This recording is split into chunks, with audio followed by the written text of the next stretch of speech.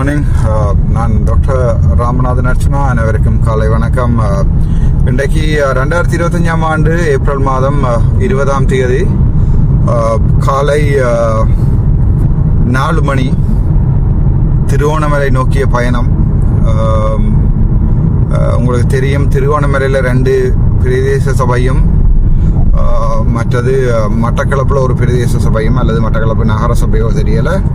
இந்த மூன்றும் இந்த முறை எங்களுடைய கட்சி சார்பாக பவுஃப்ரா சார்பாக திருகோணமலையிலிருந்து கிழக்கிலிருந்து நாங்கள் எங்களுடைய பயணத்தை ஆரம்பிக்கிறோம் இந்த உள்ளூராட்சி தேர்தலில். அதில் திருகோணமலைக்கு பொறுப்பாக எங்களுடைய தம்பி லக்ஷ்மன் அவர்களும் மற்றது மட்டக்களப்புக்கு பொறுப்பான அண்ணா ஒருவரும் சேர்ந்து தங்களுடைய இந்த பயணத்தை ஆரம்பித்திருக்கிறார்கள். அவர்கள் என்னுடன் சேர்ந்து அரசியல் பயணத்தை ஆரம்பிக்கணும் என்று விரும்பியதால் இன்று ஒரு சாதாரண சந்திப்பு தான். இன்றைக்கு ஒரு கேன்வசிங்கோ அல்லது இதுவோ அல்ல. அதாவது எங்களுடைய கட்சி அங்கத்தவர் தேர்தல் வேட்பாளர் அறிமுக விழா அல்ல. இது ஒரு சாதாரண சந்திப்பு ஒன்றிற்காக நாங்கள் திருகோணமலை நோக்கி போய் கொண்டிருக்கிறோம். விடிய காலமே இப்போது 4 மணி 38 நிமிடம். விடிய காலமே நாங்கள் எங்களுடைய பயணத்தை திருகோணமலை நோக்கி திருகோணமலை போய் அங்கே சந்திப்பை முடித்து கொண்டு அங்கிருந்து நேரடியாக மட்டக்களப்பு போய் மட்டக்களப்பிலிருந்து நேரடியாக கொழும்பு வருவதென உத்தேசித்துள்ளோம்.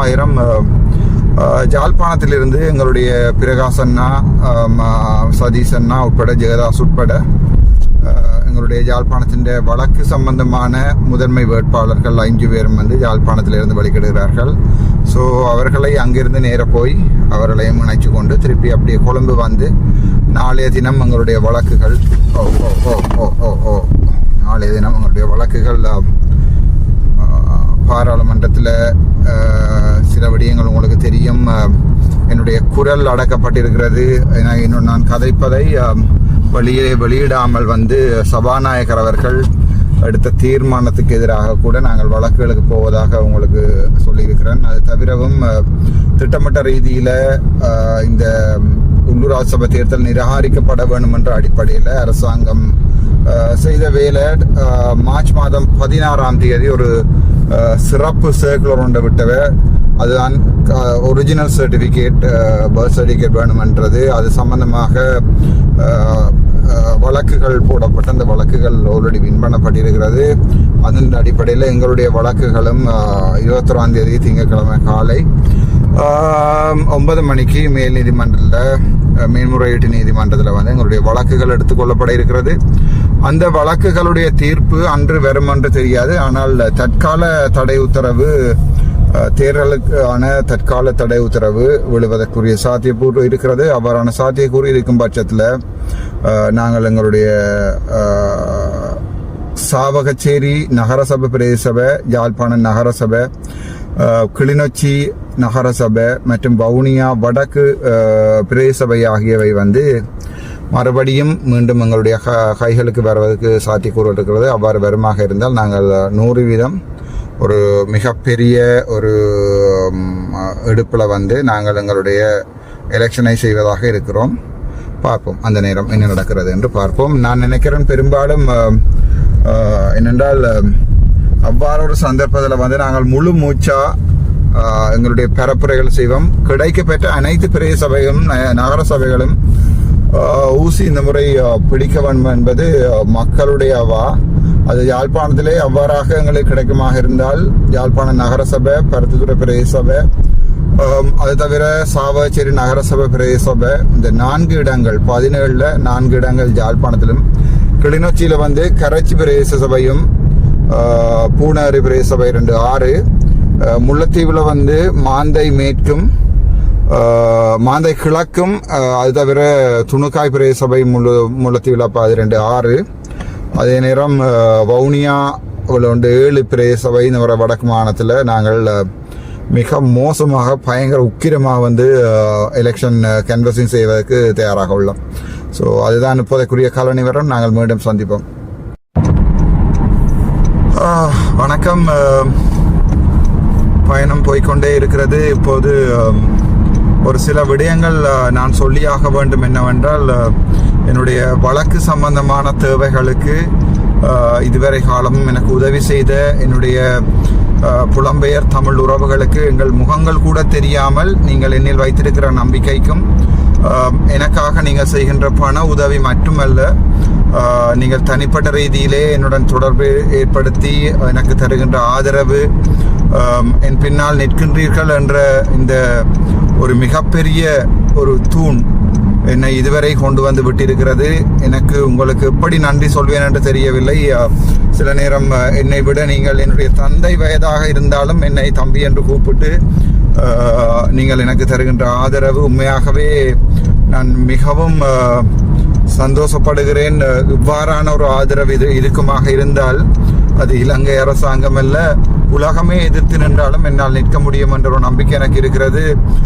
மிகவும் கவலையான விடயம் என்னவென்றால், யாழ்ப்பாணத்திலே அண்மையில எங்களுடைய ஜனாதிபதி அவர்களுடைய பேச்சு, அந்த பேச்சை நான் கேட்டேன், மிகவும் நன்றாக இருந்தது. ஆனால் நான் கூட நினைத்தேன், ஆஹா, ஜேவிபி அல்லது என்பிபி எனப்படுகின்ற இவர்களுடைய ஜேவிபியினுடைய உண்மையான முகங்கள் கொண்ட இவர்கள் இவ்வளவு நல்லவர்களாக மாறிவிட்டார்களா? இவர்கள் எங்களுடைய நாட்டை கட்டியெழுப்ப போகின்ற அடிப்படையில் வடக்கையும் கிழக்கையும் கட்டியெழுப்புவதற்காக இவ்வளவு ஆர்வமாக இருக்கிறார்களா என்று கூட நான் நினைச்சேன்.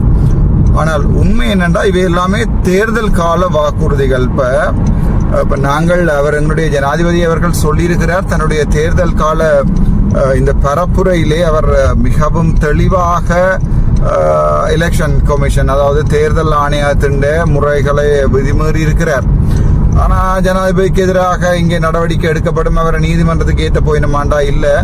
ஆனால் ராமநாதன் அர்ச்சுனா கொடுத்த தேர்தல் கணக்குகள் பிழை என்று அதுகளுக்கு வழக்குகள் போடுவதற்கு தயாராக இருக்கிறார்கள். அதான் இந்த எங்களுடைய சமூகத்தில் இருக்கிற, எங்களுடைய நாட்டில் இருக்கிற நீதி சமம் என்று அடிக்கடி சொல்லுவார் ஜனாதிபதி. இந்த நீதி எல்லாருக்கும் சமம் உண்டு. ஆனால் ஹரணி அமரசூரிய பாடசாலைகளுக்குள் போகும்போது நீதி சமமாக இருப்பதில்லை. அதே நேரம் எங்களுடைய இளங்குமரன், அமைச்சர் சந்திரசேகரர் மற்றும் எங்களுடைய அவருக்கு என்ன பேர், ரஜீவன், கௌரவ பாராளுமன்ற உறுப்பினர் ரஜீவன், டாக்டர் பவானந்த ராஜா அங்கேயோ போனதாக நான் பார்த்த ஞாபகம் இல்லை. இவர்கள் பாடசாலைகளுக்குள்ளும் கோயில்களுக்குள்ளும் கோயில் வளாகங்கள்ல இந்த பரப்புரைகளை செய்யக்கூடா என்பது தேர்தல் விதிமுறை.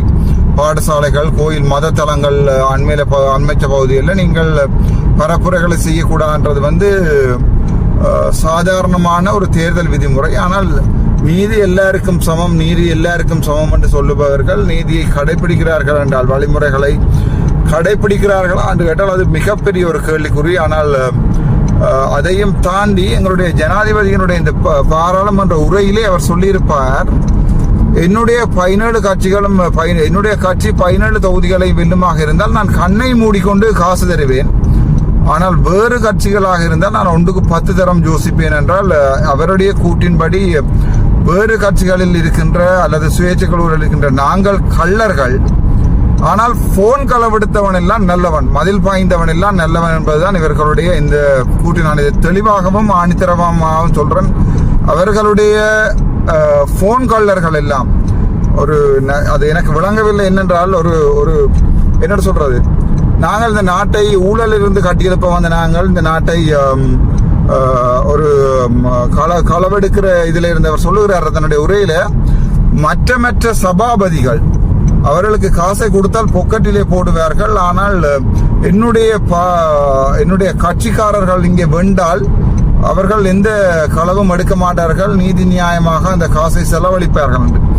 என்ன இதிலே ஒரு நகைச்சுவை என்றால், அவர்களுடைய அந்த கதைக்கும் அந்த போன் களவெடுத்த என்ற முறைப்பாட்டுக்கும் அந்த வழக்கிலக்கத்தை கூட வன்னி ஊழல் ஒழிப்பு அணி வன்னி ஒரு முறை போட்டிருந்தது வழக்கிலக்கத்தை.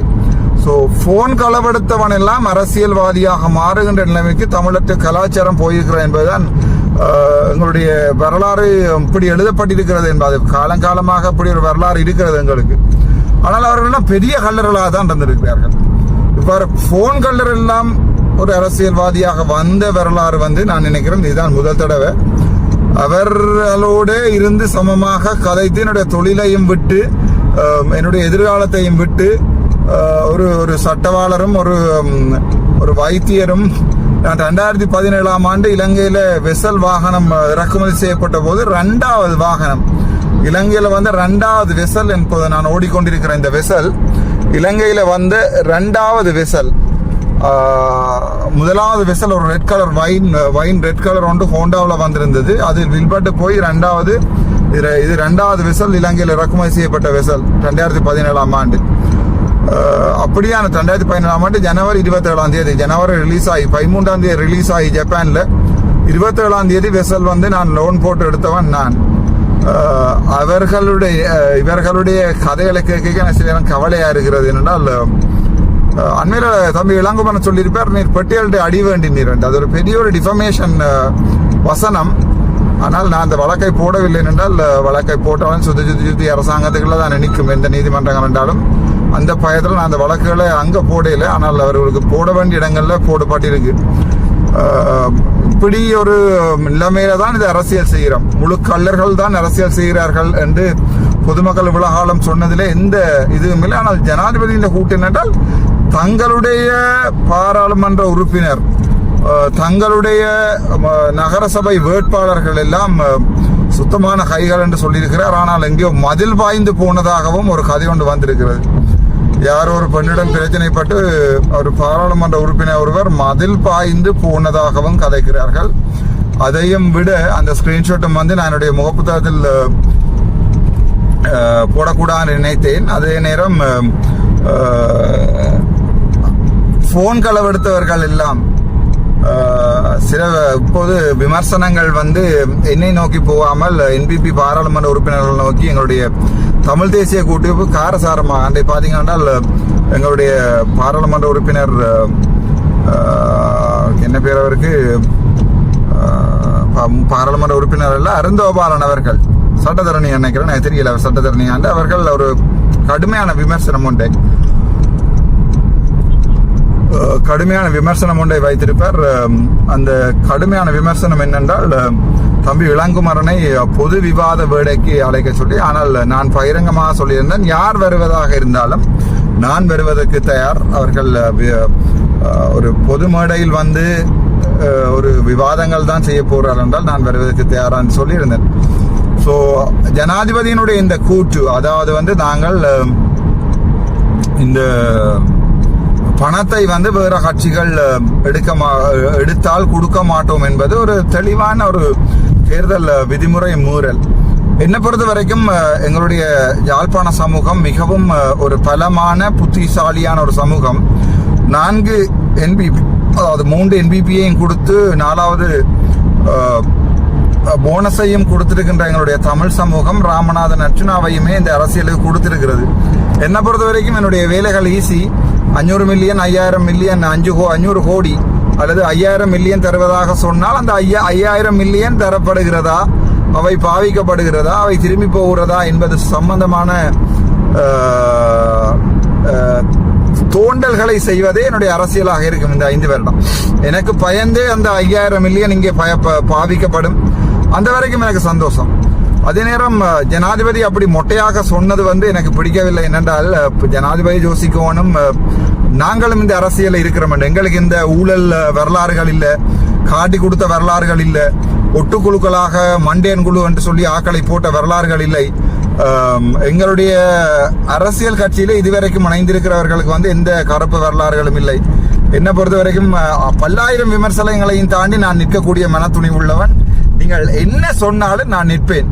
அது யார், நான் என்னுடைய பாதையில நான் சில வேளைகளில் 9ஆம் ஆண்டு 10ஆம் ஆண்டு படிக்கும் போது சில படங்கள் இரவு, நான் ஒரு பேசிக்கலி ஒரு ஆர்டிஸ்ட், மெடிசினுக்கு போகணும் விரும்பவே இல்லை வாழ்க்கையில. ஆனால் அந்த காலத்துல நான் ஒரு படம் கீரோன்னு நினைச்சால் அது விடிந்து இதே மாதிரி தான். நான் இப்போ இந்த வீடியோ போய்கொண்ட மாதிரி விடிய காலமாக வந்து 4 மணி ஆகி 5 மணி ஆகி 6 மணி ஆகி 7 மணி ஆகி 8 மணி ஆகி விடிந்து அதை கீறி கொண்டே வெயில காய வச்சு போட்டு 10 மணிக்கு தான் காலமை நித்திர ஓடுறான். 10 மணிலேருந்து பின்னர் 4 மணி மட்டும் அப்படிதான் நித்திர ஓடுறான். அந்த நேரத்துக்கு ஒரு வேலையை செய்ய முடிக்கணும்னா செய்து முடிக்கிறேன் நான். என்ன விமர்சனங்களை நீங்கள் என்ன நோக்கி எறிஞ்சாலும் எனக்கு அது எல்லாத்துக்குமே பதில் சொல்லக்கூடியதா இருக்கிறேன். என்றால் நான் எந்த ஒரு இன்டர்வியூவையும் சொல்றேன், என்ன கேள்வி கேட்க போறீங்கன்னு சொல்லுங்க. எனக்கும் அது ஒரு இதா இருக்கணும், ஒரு சர்ப்ரைஸா இருக்கணும் அவர்கள் கேட்கிற கேள்வி. எனவே எங்களுடைய ஜனாதிபதிக்கு விளங்கணும், நாங்கள் எங்களுடைய ஊசி கட்சியில போன் களவெடுத்தவர்களும் அதே நேரம் மதில் பாய்ந்து பொம்பளை பிரச்சனைக்காக மதில் பாய்ந்து ஓடினவர்களும் எங்களுடைய பாராளுமன்ற உறுப்பினர்கள் இல்லை என்றதை ஜனாதிபதி அவர்கள் மிக தெளிவாக விளங்கிக் கொள்ளவனும். மேடைகளில் கதை கேட்கல யாராவது அது அல்ல, அவர் கதைத்தால் எழும்பி நின்று சொல்லுங்க. எப்படி உங்களுடைய பாராளுமன்ற உறுப்பினர்கள் யாராவது போன் கல்லர் இருந்தால் அவர்களை ஞாபகம் வைத்துக் கொண்டு கதைக்க சொல்லு. போனையே களவெடுத்தவர்கள் இனி வார காலத்துல பிரதேச சபையில வார காசுகளை களவெடுக்க மாட்டார்கள், நீதி நேர்மையாக இருப்பார்கள் என்று ஜனாதிபதி சொன்னது சற்று நகைப்புக்குரிய விடயம். மீண்டும் சந்திப்போம். சில நேரங்களில் நாங்களும் யோசிக்கிற இந்த அரசியல்ல இருந்து விலத்திடுவோமோ, அரசியலை விட்டுட்டு போயிடுவோமோ என்ற என்னோட சில விமர்சனங்களை பார்க்கல. நானே இது ஒரு விஷுவலோட ரெக்கார்ட் பண்ணினா தான் உங்களுக்கு நல்லா இருக்கும்ன்றதால தான் உங்களுக்கு தெரியணும். இப்படி நாங்கள் இங்கேருந்து ட்ரிங்கோல இருந்து பேட்டிகுலோவில் இருந்து திருப்பி யாழ்ப்பாணத்துக்கு நாங்களே டிரைவர் இல்லாமல் நாங்களே டிரைவ் பண்ணி நாங்களே போய் நாங்களே இந்த அரசியலை செய்கிறதால என்ன லாபம் என்று கேட்டீங்கன்னா, உண்மையை சொல்ல போனா வளமையாகவே இந்த அரசியல் எல்லாருக்கும் ஆசை என்னென்றால் அரசியல்வாதியா வந்தா பணக்காரனா வரலாம்.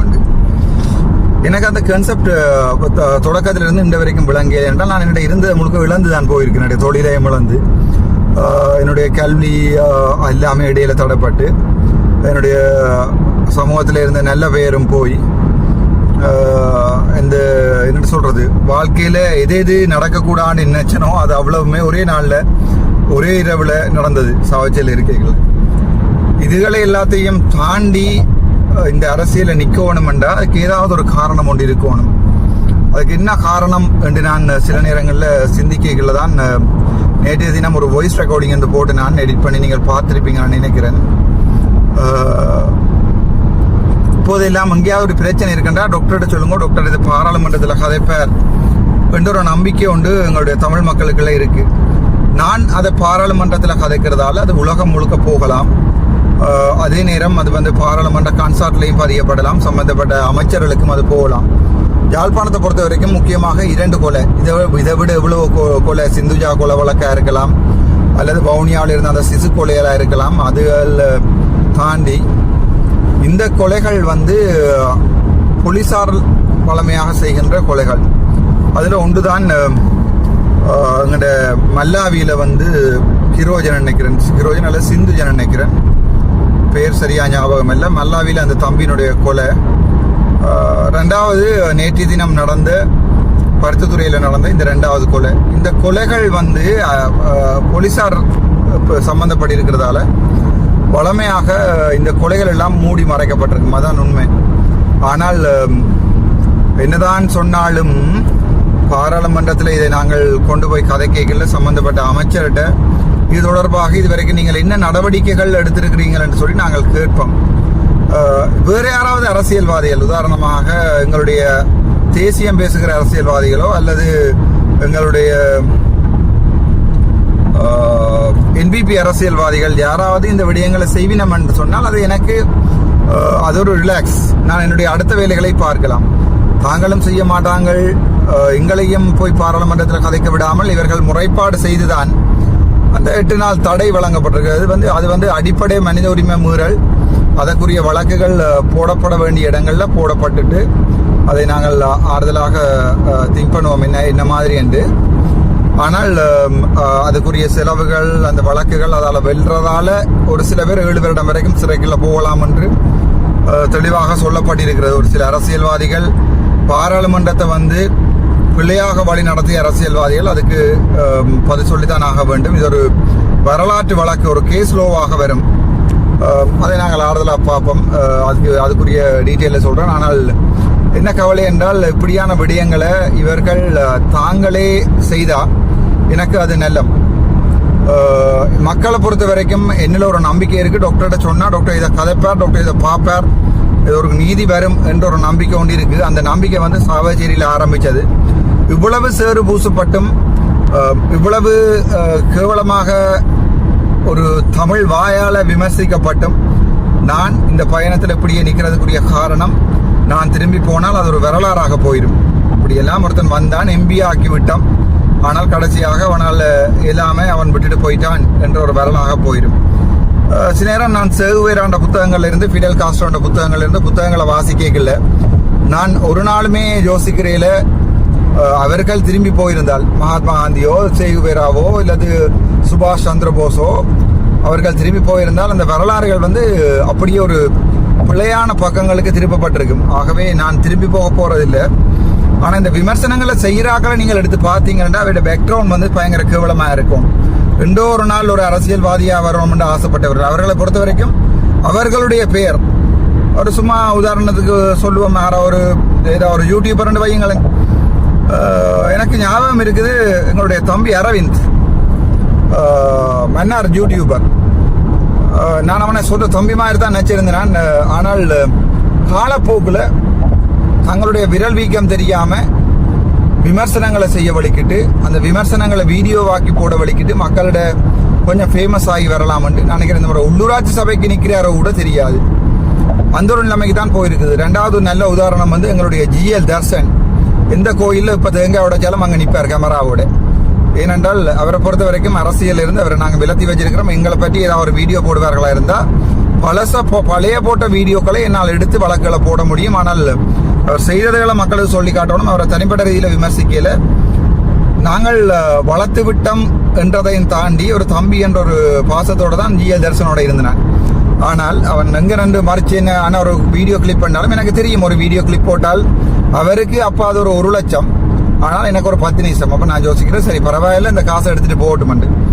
ஆனால் அதையும் தாண்டி கடைசியாக விமர்சனங்களையும் செய்ய வலிக்கிட்டு மற்றாக்கள் இந்த கதைகளையும் கேட்டு அதை எங்களுக்குள்ள பூத்தி, உங்களுக்கு ஞாபகம் இருக்கும் சுண்ணா சந்தையில் ஒரு கேவலமான ஒரு முடிவோட அவருடைய அரசியல் வீடியோக்கள் இப்பவும் நான் பார்த்துருக்கேன். பாராளுமன்றத்தில் நான் கதைக்கிறதில் சிலதில் எடுத்து போடுறவன், நான் அதை கணக்கெடுக்கிறதில் போகட்டும், பரவாயில்ல உழைச்சிட்டு போகட்டுமெண்டு. இந்த அற்ப காசு ஒரு 1 லட்சம் 50,000 ரூபா 30,000 ரூபா இந்த அற்ப காசுகளுக்காக தங்களுடைய பேர்களையும் கெடுத்து தங்களுடைய யூடியூப்பையும் கெடுத்து அவ்வளவு கேவலமாக பதுங்கி கொண்டாக்கள்ல 2வது பிரபஞ்சமான ஆள் ஜிஎல் தர்ஷன். 3வது உங்களுக்கு தெரியும் மது விளாக். அதையும் தம்பி மது வாய்க்குள்ள சிகரெட் நாத்தமும் வாய்க்குள்ள வெத்திலை நாத்தமும் இருக்கைகளையும் நான் நெருங்கி பழகிறேன். நான் எனக்கு கண்ணில் காட்டாத விடயம் 1 சிகரெட் 2வது வெத்திலை. அது யார் போட்டாலும் எனக்கு கண்ணில் காட்டாது, அவ்வளோ கோபம் வரும் பக்கத்தில் யாராவது போட்டால். ஆனால் வாய் முழுக்க சிகரெட் நாத்தம் இருக்கிறது. அதை நீங்கள் எந்த டிஃபர்மேஷன்லையும் போய் காட்டலாம், என்னோட ப்ரூவ் பண்ணலாம். எனக்கு 10,000 பேர் எனக்கு சார்ஜ் சொல்லுவாங்க. அதையும் தாண்டி வாய் முழுக்க வெத்திலை. ஆண்களுக்கு வந்து கூட கேன்சர் வர்றது வந்து வாயில. இந்த 2ம் தான் காரணம், சிகரெட்டும் வெத்திலையும் தான் காரணம். முக்கியமா பாக்கல வெட்டைகள்ல உள்ளுக்கு பாத்தீங்கன்னு சொன்னா அந்த வெள்ளை கலர்ல ஒரு அந்த பாக்கு சீவல்கள்ல வெள்ளையா இருக்கும். அதுதான் கேன்சருக்குரிய முக்கியமான காரணம். அப்படி அடிமையானாக்கள் முடிஞ்ச வரைக்கும் அந்த பாக்கையாவது போடுறத தவித்துக் கொள்ளுங்க. ஆனால் தம்பி மதுவை வந்து நான் பொறுப்பாக நம்பி எங்களுடைய கொடியாமத்தில் வந்து வெள்ள நேரங்களில் வேலை நடக்கல, தம்பி நீங்கள் அடுத்தடுத்த நாள் 2 பொறுப்பாக செய்யுங்கன்னு சொல்லிக்கல. அதுக்குள்ள அவர் அதை தான் செய்கிற மாதிரியும் பொதுமக்கள் அவர்கிட்ட கோல் பண்ணி காசு அனுப்புகிற மாதிரி ஒரு இதுகளை செய்து ஒரு பிழைகள் விட்டபடியா என்னோட வாய்ஸ் ரெக்கார்டிங் இருக்குது. ஆகவே டிஃபமேஷன் கேஸ் போடுறேன்னா என்னால் தரையிலும் வெளிநாட்டில இருந்து கூட சாட்சி சொல்றதுக்கு எத்தனையோ பேர் வருவினம். அதை பற்றி கதைக்கையில திருப்பவும் தங்களுடைய விரல் வீக்கம் தெரியாம போனாக்கள்ல முக்கியமானாக்கள் வந்து மது, ஜிஎல் தர்ஷன், மற்றது இந்த லோக்கல் அரவிந்த். இப்படி இதை விட கனவேர் காணாமலே போயிருக்கணும். என்னென்றால் இந்த இயற்கையின் நியதி ஒன்று இருக்கு. நாங்கள் துரோகம் யாருக்கு செய்கிறோமோ அதோ துரோகம் எங்களுக்கு வந்து திருப்பி வருமா தான். ஒவ்வொரு தாக்கத்துக்கும் சமமானதும் எதிரானதுமான மறுதாக்கம் உண்டு. நியூட்டன் 3ஆம் லோ. சரி, இப்போ நான் இந்த வீடியோக்களில் இதுகளை சொல்றதுக்குரிய காரணம் என்னென்றால், சில விடயங்களை நாங்கள் தெளிவாக புரிஞ்சு கொள்ளணும். சில ஊடகங்கள் என்று சொல்லிக்கொண்டு தாங்களே இப்போ என்னுடைய கன்சார்ட்ல என்னுடைய உரை நீக்கப்பட்டிருக்கிறது என்று சொன்னதுக்காக கிட்டத்தட்ட 7 பத்திரிகைகளுக்கு வந்து வழக்குகள் போடப்பட்டிருக்கு. நான் சொன்னேன் நான் வழக்கு போட மாட்டேன், போட்டால் அது பயங்கர மோசமாக இருக்குமென்னு சொல்லி. கன்சார்ட்டில் பாராளுமன்ற சபாநாயகர் சொன்னதை இன்டென்ஷனோட நீங்கள் திரிவுபடுத்தி போட்டால் அது ஒரு பெரிய டிஃபமேஷன் உண்டு. ரெண்டாவது பார்ட் ஏ செக்ஷன் 4(5) படி ஒரு மிகப்பெரிய தவறு. 7 பத்திரிகைகளுக்கு எதிராக வழக்கு போட்டிருக்கேன். 7 மற்ற 3 நியூஸ் மீடியாக்களுக்கு எதிராக வழக்கு போட்டிருக்கேன். பாராளுமன்றத்தில் செஸ்ஸில் முதலாமிடம் என்று தெரிவித்த சக்தி டிவிக்கு வழக்கு போட்டிருக்கேன். கிட்டத்தட்ட 11 வழக்கு இந்த மீடியாக்களுக்கு மட்டும் இப்போ போயிருக்குது. அவர்கள் பாராளுமன்றத்தில் ஏறி அதுக்குரிய நியாயங்களை சொல்லிக் கொள்ளட்டும். அதே மாதிரி 3 யூடியூபர்ஸுக்கும் 4வது போடுறதா இல்லையான்னு ஜோதிச்சு கொண்டிருக்கிறேன். 3 யூடியூபர்ஸுக்கு வழக்குகள் போடப்பட்டிருக்கு. அவர்களுக்கு கையில் போய் அதை சேரைக்குள்ள அவர்கள் பாராளுமன்ற கமிட்டிகளில் வந்து அதுக்குரிய பதில்களை சொல்லிக் கொள்ளட்டும். தனிப்பட்ட ஆக்களில் 6 பேருக்கு வழக்குகள் போட்டிருக்கேன். 6 இப்போ 7வது யோசிக்கிறேன். 6 பேருக்கு தனிப்பட்ட ஆக்களில் விமர்சனங்கள் செய்து வீடியோக்கள் போட்டதுக்காக 7 பேருக்கு 6ஓடு சேர்த்து 7 பேருக்குரிய வழக்கு. நான் நினைக்கிறேன் அடுத்தடுத்த நாட்களில் பாராளுமன்றத்தில் விடிய காலம் மேல பாராளுமன்ற சிறப்பு உரிமை மீறல் தொடர்பான ராமநாதன் அர்ச்சுனாவின் முறைப்பாடு இந்த மொத்தம் 19 பேர் 21ஓ 23ஆவதோ எனக்கு தெரியாது. அவர்களுடைய பெயர்கள் வாசிக்கப்பட்டு அவர்களுடைய அட்ரஸ்கள் சொல்லப்பட்டு அவர்கள் பாராளுமன்றத்தின் பிரிவிலேஜ் கமிட்டிக்கு அழைக்கப்படும் போது அவர்களுக்கு அதுக்குரிய பதிலோட தயாராகிறது நெல்லம். அப்படி நீங்கள் பதிலோட தயாராக அதை விட ஒரு சில வைத்தியர்களுக்கு கூட இந்த வழக்குகள் போடப்பட்டிருக்குது. மீடியாவில் ஏறி டிஃபமேஷனாக கதைத்ததுக்கு ஒரு சில வைத்தியர்களுக்கும் இந்த வழக்குகள் போடப்பட்டிருக்கிறது. அந்த டிஃபமேஷன் வழக்குகள் ஒன்றையுமே நான் காசு செலவழித்து செய்ய போறதில்லை. அது அரசாங்கம் அட்டர்னி ஜெனரலே செய்வார், நாங்கள் செய்ய போறதில்லை. இவையெல்லாம் வந்து நான் ஆழமாக சிந்திச்சு கிட்டத்தட்ட 6 மாதம் ஓமா இல்லையா, வேண்டுமா வேண்டாமா என்று யோசிச்சு போட்ட வழக்குகள் தான் இவை. இவற்றை நான் சொல்லக்கூடிய முக்கியமான காரணம் என்னென்றால் இனிமேலும் யாராவது நான் உன்னிப்பாக அவதானிச்சு கொண்டு தான் இருக்கிறேன்.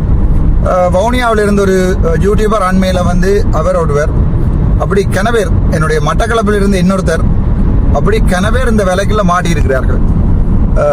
தாங்களாகவே வந்து எலிகள் இந்த விலைக்குள்ள விழுந்திருக்குது. நாங்கள் அவர்கள் சம்பந்தமான வழக்குகள் வந்து பாராளுமன்றத்தில் அடுத்தடுத்த நாட்களில் சிறப்புரிமை மீறல் என்று சொல்லி வாசிக்கல. நீங்கள் அதை பார்க்கலாம். அது தவிரவும் முக்கியமான வழக்கொண்டு பிமல் ரத்நாயக் அவர்களுக்கு அவருடைய வழக்கு வந்து அட்டர்னி ஜெனரல் எடுத்துட்டு போகாட்டி அந்த வழக்கை உச்ச நீதிமன்றத்துக்கு நாங்கள் பிரைவேட்டாக நாங்கள் எங்களுடைய அடிப்படை உரிமை மீறல் வழக்கை போட்டு தமிழரை இனிமேலும் ஒரு சிங்கள அரசியல்வாதியோ ஒரு சிங்கள அரசாங்கமோ தமிழரை திரும்பி கூட கனவுலையும் கூட நினைச்சு பார்க்க கூடாது, அடக்கி ஒடுக்கிறதுக்கு என்பதற்காக தான் அந்த வழக்கு போடுறோம். அந்த வழக்கு வெல்லுவோம் 100%. வழக்கில் யாராவது எடுத்து பார்க்கலாம். பார்லிமெண்ட் பிரிவிலேஜ் ஆக்டில் பனிஷ்மெண்ட்ஸ் தேர் ஆஃப் இருக்கு. அதில் தெளிவாக அதாவது பிரிவிலேஜ் பிரீச் அண்ட் பனிஷ்மெண்ட் என்று சொல்லி செக்ஷன் ஒன்று இருக்கு. அதில் தெளிவாக சொல்லி இருக்குது. செக்ஷன் ஏல இல்லை செக்ஷன் பியில் ஏதாவது ஒரு சரத்தை நீங்கள் மீறினாலே 7 வருட சிறை தண்டனை. பீனல் கோட் 190 செக்ஷன் 190 என்று அதில் தெளிவாக இருக்கு. எந்த பாராளுமன்ற உறுப்பினருடைய உரையையும் வந்து நீங்கள் திரிவுபடுத்தி போட இயலாது. எந்த பாராளுமன்ற உறுப்பினருடைய நடத்தையை நீங்கள் விமர்சிக்க இயலாது என்று அதில் தெளிவாக இருக்கு. ஆகவே அதற்குரிய வழக்குகள் விழுந்து கொண்டிருக்குது, விழப்போகுது. போட்டாக்கள் வீடியோவை அழிச்சு கிணவே நான் பார்த்தேன். ஆனால் டவுன்லோட் பண்ணி வச்சிருக்கிறதால நான் எல்லாம் டவுன்லோட் பண்ணி எடுத்து போட்டு தான் உங்களுக்கு ஒரு நாள் டைம் தந்தேன். ஆனால் கிணவே அழிச்சிட்டீங்க. ஒரு சில யூடியூபர்ஸ் கால் பண்ணினா நான் ஆன்சர் பண்ணல. ஐபிசி போன்ற ஊடகங்கள் வந்து நான் நினைக்கிறேன் மிகவும் வன்மையாக தண்டிக்கப்பட வேண்டிய ஊடகம். ஆனால் அண்மையில தான் நான் கேள்விப்பட்டேன் ஐபிசி ஊடகத்தின் முதலாளி மாறிட்டார் என்ற ஒரு கதை ஒன்று கேள்விப்பட்டேன். ஆனால் அது உண்மை என்றால் ஐபிசி ஊடகம் நேரம் என்னோட தொடர்பு கொண்டு இப்போது அவருக்கும் எனக்கும் சம்பந்தம் இல்லை என்று சொல்லி எழுத்து மூலமாக தரமா இருந்தால் நான் அதை பற்றி சிந்திக்கிறேன். தொடர்ந்து கதைப்பம். நாங்கள் திருவோணமலை நோக்கி பயணம் செய்து கொண்டிருக்கிறோம். இது ஒரு விடிய காலமே. இப்போ நேரம் சரியாக 6:45 6:45. இந்த பயணம் சற்று நீண்ட பயணம். ஆகவே சில விடயங்களை தொடர்ந்து கதைத்து கொண்டு திருவோணமலை போகும் வரை அப்லோட் பண்ணத்தான் போகிறேன். நீங்களும் அவற்றை கேட்கலாம். நன்றி. நான் டாக்டர் ராமநாதன் அர்ச்சுனா.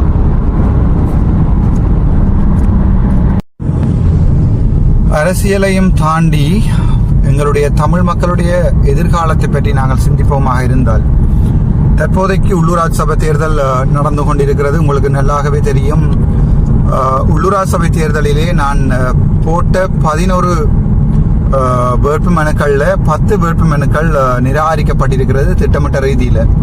அதில் ஒரு சில தவறுகள் எங்களுடைய கையால் நடந்தாலும் மீண்டும் இப்போது 5 உள்ளூராட்சி சபை தேர்தலுக்காக வழக்குகள் போட்டியிருக்கிறோம். அவை நாங்கள் எதிர்பார்க்கவே இல்லை. அரசாங்கம் இவ்வாறான ஒரு சர்க்குலர் ஒன்றை 3ஆம் மாதம் 16ஆம் தேதி மீடியா ரிலீஸாக விட்டுவிட்டு அதை திட்டமிட்ட ரீதியில் உங்களுக்கு பார்த்தீங்கன்னா தெரியும். தமிழ் தேசிய கூட்டமைப்பு அல்லது ஐடெக் இலங்கை தமிழரசு கட்சிக்குள்ளே இருக்கிற கட்சிகளுக்கு அவர்கள் தெளிவாக அறிவுறுத்தல் செய்திருக்கிறார்கள், நீங்கள் ஒரிஜினலை கொடுங்கள்னு சொல்லி. அதே நேரம் தேசிய மக்கள் சக்தியோட ஒரிஜினலை கொடுத்திருக்கிறது. இலங்கையில் உள்ள சகல வேட்புமனு தாக்கல் செய்யும் இடங்களையும் தேசிய மக்கள் சக்தி ஒரிஜினல் பர்த் சர்டிபிகேட் கொடுத்திருக்கிறது என்பது மிகவும் ஒரு நகைப்புக்குரிய விடயம். ஆனால் தமிழ் தேசிய தமிழரசு கட்சி கூட்டமைப்பல்ல தமிழரசு கட்சி கூட தங்களுடைய சகல இடங்களுக்கும் ஒரிஜினல் பர்த் சர்டிபிகேட் கொடுத்திருக்கிறது. ஆனால் எந்த சுயாதீன குழுக்களுக்கோ அல்லது எந்த ஒரு வேறுபட்ட அரசியல் கட்சிகளுக்கோ அந்த தகவல்கள் வழங்கப்படவில்லை. அதோட எங்களுடைய டக்ளஸ் தேவானந்தா அவர்களுடைய இபிடிபி கட்சி கூட சரியாக வேட்புமனுக்களை தாக்கல் செய்திருக்கிறேன் என்றால் அவர்கள் நாங்கள் வேட்புமனு தாக்கல் செய்த பின்னர் ஒவ்வொரு வேட்புமனுவிலையும் இருக்கிற தலைவர்களை ஒரு வாட்ஸ்அப் குழுவிலே இணைத்து அங்கே தகவல்கள் கொடுப்பார்கள். ஆனால் அந்த வாட்ஸ்அப் குழுக்களிலே என்னுடைய ஊசி கட்சியிலிருந்து பஃப்ராவில் இருந்து இணைக்கப்பட்ட எந்த தலைவர்களும் இணைக்கப்படவில்லை. அவர்களுக்கு தொலைபேசி அழைப்புகள் மூலம் எந்த தகவலும் தெரிவிக்கப்படவில்லை என்பதுதான் யதார்த்தம். அதுக்காக 5 வழக்குகள் போட்டிருக்கிறோம். அந்த 5 வழக்குகளுடைய விவரம் யாழ்ப்பாணம் மாநகர சபை, சாவகச்சேரி நகர சபை, சாவகச்சேரி பிரதேச சபை, அதே போல கிளிநொச்சி கரைச்சி பிரதேச சபை, அதையும் தாண்டி வவுனியா வடக்கு நகர சபை. இந்த 5 இடங்களும் நாளைய தினம் வழக்குகளுக்கு எடுத்துக்கொள்ளப்படுகிறது. நாளைய தினம் நாங்கள் மேன்முறையீட்டு நீதிமன்றத்துக்கு போகிறோம். இது ஒரு திட்டமிட்ட ஒரு செயல். ஏனென்றால் நாங்கள் அந்த தீர்ப்புகள் வழங்கப்பட்ட பின்னர் கூட தேர்தல் திணைக்களம் எங்களையும் வழக்குகளுக்கு போக சொல்லி இருக்கிறது. அதில் நான் நினைக்கிறேன் எங்களுடைய மணிவண்ணன் அவர்களுடைய மான் கட்சியோடு வருவதற்குரிய சாத்தியக்கூறுகள் உண்டு.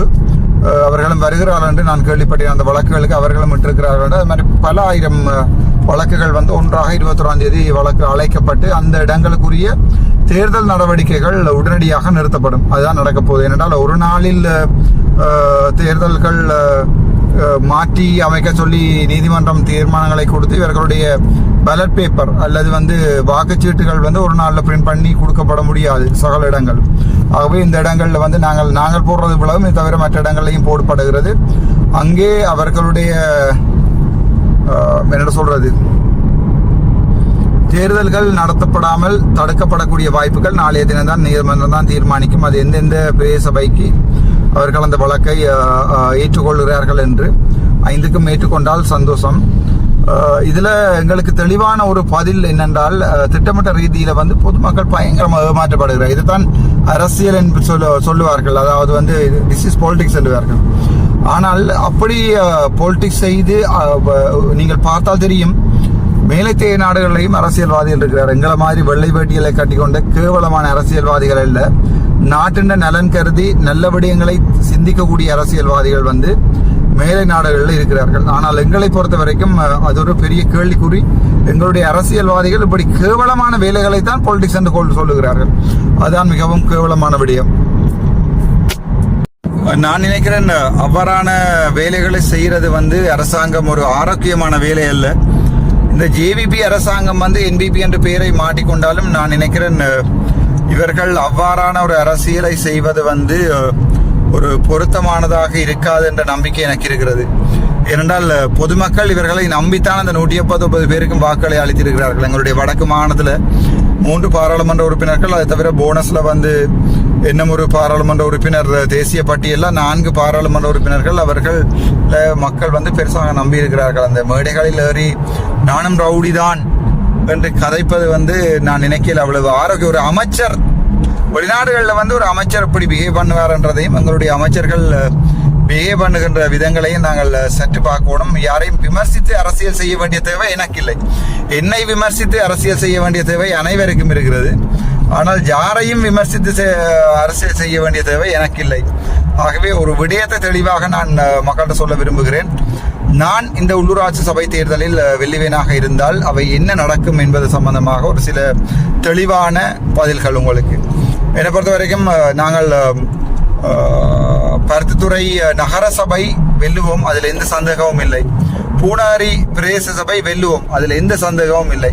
மாந்தை கிழக்கும் துணுக்காயும் வெல்லுவோம், அந்த 4ம் ஏற்கனவே வழங்கப்பட்டிருக்கிறது. அதை விட யாழ் மாநகர சபை, சாவகச்சேரி பிரதேச சபை நகரசபை, கிளிநொச்சி கரைச்சி பிரதேச சபை, அதே மாதிரி வவுனியா வடக்கு நகரசபை, இவ்வளவும் யாழ்ப்பாணத்தை பொறுத்த வரைக்கும். மற்றது திருகோணமலையில் 2, பட்டினமும் சூழலும் மற்றது திருகோணமலை பிரதேச சபை, இந்த 2 மணி நினைக்கிறேன். அது மாதிரி மட்டக்களப்பில் 1. இவற்றில் எங்களுடைய இந்த முறை பஃப்ரா வெல்லும் என்பதில் எந்த சந்தேகமும் இல்லை. அப்ப என்னை பொறுத்த வரைக்கும் நான் மக்களுக்கு சொல்ல வேண்டியது என்னவென்றால், நான் வென்றால் என்ன செய்வேன் என்பதுதான். என்னுடைய திட்டங்கள் ஏதாவது இருக்கிறதா, இல்லை சாதாரணமாக ஒரு அரசியல்வாதிகள் மாதிரி அங்கே போய் இருந்து கொண்டு என்ன செய்கிறேன் என்றால், முதலாவது நான் செய்யக்கூடிய விடயம், என்னோடு நின்று இந்த அரசியலுக்கு வந்த அவர்கள் அனைவருக்கும் மேனேஜ்மெண்ட் என்ற ஒரு விடயத்தை தெளிவாக படிப்பேன். மேனேஜ்மெண்டா என்ன, சில விடயங்கள் ஆழமாக படிப்பிக்க வேண்டும் என்ற தேவையில்லை. ஆனால் மேலோட்டமாக ஒரு பிரதேசபையிலே ஒரு பிரதேசபை உறுப்பினராக இருப்பதற்கு ஒரு முகாமைத்துவ அறிவு, அடிப்படை அறிவுகள் தேவை. அவற்றை படிப்பேன். அதுக்கப்புறம் அவர்களுடைய லீடர்ஷிப் ட்ரைனிங் ப்ரோக்ராம்ஸ் கட்டாயம் நாங்கள் கண்டக்ட் பண்ணுவோம்.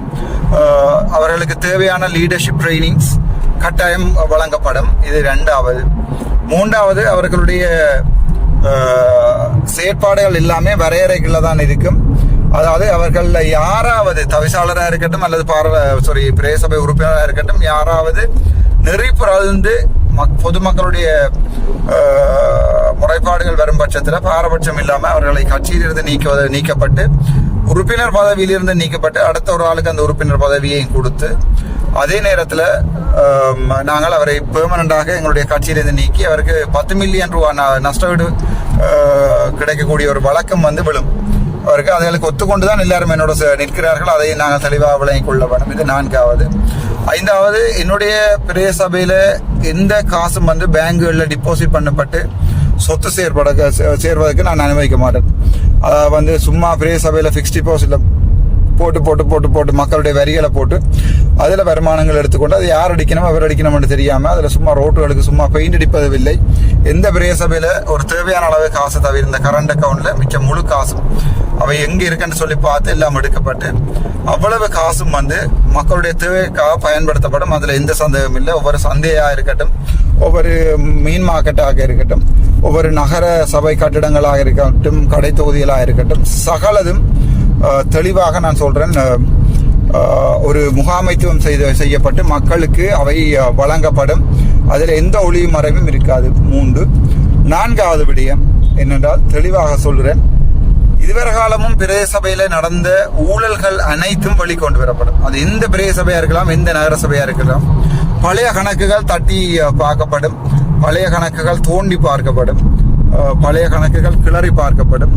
சகலத்துக்குரிய அங்கே ஊழல்கள் நடந்திருந்தால் எந்த ஒரு, உங்களுக்கு தெரியும் என்ன பற்றி, நான் அனுர அரசாங்கம் மாதிரி ஊழலை பிடிக்கிறேன் என்று ஊழல் செய்பவன் அல்ல. எந்த ஒரு மன்னிக்க வேண்டும், ஒரு நிமிடம், பாதை மாறி போகிறேனோ என்ற ஒரு சந்தேகம், அதனால் மெப்பை பார்த்தேன். எந்த பிரதேச சபையிலையும் எந்த நகர சபையிலையும் இதுவரை காலமும் பணம் சூறையாடப்பட்டிருந்தால் அந்த அவ்வளவு ஊழல்களும் வழியால் கொண்டு வரப்படும். எனக்கு கிடைக்கின்ற பிரதேச சபையில அங்கே கணக்குகள் தோண்டப்பட்டு, உங்களுக்கு பருத்தித்துறை தெரியும் நன்றாக, பருத்தித்துறை புது சந்தை கட்டப்பட்டதில் ஊழல்கள் இருக்கிறது. அங்கே யாருடைய காணி ஒன்றை 50 லட்சம் ரூபாய்க்கு மேலே அதில் ஏதோ ஊழல் நடந்திருக்கிறது, பொதுமக்கள் முறைப்பாடு இருக்கிறது. முதலாவதாக நான் பிரகாசனாவோட சொன்ன விடயம், நீங்கள் உங்களுடைய சபை வெல்லப்பட்டு சபை முதலாவது கூட்டத்தில் இந்த ஊழல்கள் தொடர்பான தீர்மானம் ஒன்று எடுக்கணும். பழைய கணக்குகளை ஆராய வேணும் என்ற தீர்மானத்தை எடுக்கணும். பழைய கணக்குகள் ஆராய்ந்து தீர்மானிக்கப்பட்டு அவற்றில் பிழையானவர்களுக்கு எதிராக ஊழல் குற்றத்தடுப்பு பிரிவில் நாங்கள் வழக்குகள் பதியப்படும். அது முக்கியமாக யாழ் மாநகர சபையில் நாங்கள் வெல்லுவமாக இருந்தால், இந்த முறை எங்களுக்கு கிடைத்தால் வெல்லுவேன். நீதிமன்றத்தால் கிடைக்குமா என்பதுதான் இப்போது கேள்விக்குறி. யாழ் மாநகர சபை கிடைத்தால் யாழ் மாநகர சபையில இதுவரை காலமும் ஊழல் என்று சொல்லி நீங்கள் எதிர்பார்த்த அவ்வளவு விடயங்களும் வெளியால கொண்டு வரப்படும். சகல விடயம் நான் என்னதான் சில நேரம் சமாளிச்சு போவேன் என்று சொன்னா கூட கௌசல்யா அதை சமாளித்து ஏற்றுக்கொண்டு பழைய கணக்கில் தானே ஏன் தோண்டாம விடுவோம்னு இருக்க போறதில்லை.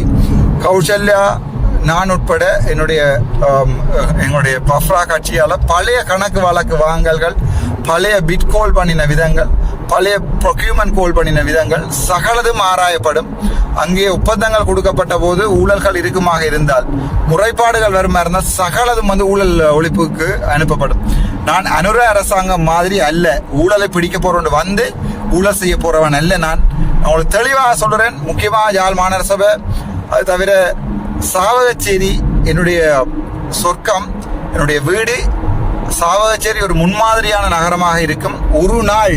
ஒரு நாள் அங்கே ஒரு குப்பை அள்ள வரையில என்றால் அதுக்குரிய பாரதூரமான நடவடிக்கைகள் எடுக்கப்படும். அரசாங்க உத்தியோகர்களாக இருக்கலாம், பிரதேச உத்தியோகர்களாக யாரா இருக்கலாம், அவர்கள் என்னோட சேர்ந்து செய்வார்கள் என்று நான் ஆசைப்படுறேன். என்ன சாவச்சேரி அவர்கள் தான் வாக்கு போட்ட ஒரு பாராளுமன்ற உறுப்பினர்களாக 7,000 வாக்கு, மொத்தம் 20,000 வாக்குல அரைவாசி வாக்கு சாவச்சேரி மக்கள் போட்ட வாக்கு. 2வது கோப்பை பிரதேச சபையில் விழுந்த கூட வாக்குகள். அதுக்கு பிறகு நான் நினைக்கிறேன் வட்டுக்கோட்டையில விழுந்த வாக்குகள். என்னதான் யார் சொன்னாலும் அந்த வழக்குகள் மீண்டும் தோண்டப்பட்டு அவர்கள் பிழை விட்டிருந்தால் அதற்குரிய நடவடிக்கைகள் கட்டாயம் எடுக்கப்படும். ஊழல் செய்தவர்கள், வீடுகளுக்கு காசு கொண்டு போனவர்கள், தங்களுடைய ஒழுங்குகளை சிறப்பாக போட்டுக்கொண்டவர்கள், இப்படி சகல பேரையும் நாங்கள் பார்ப்போம்.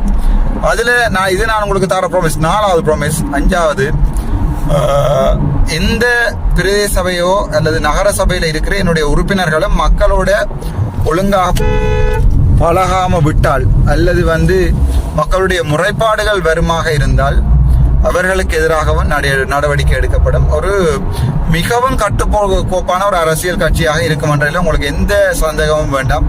அந்த நம்பிக்கை நீங்கள் எனக்கு தரப்போற அந்த நம்பிக்கை எனக்கு காணும். மிக தெளிவாக சொல்கிறேன்.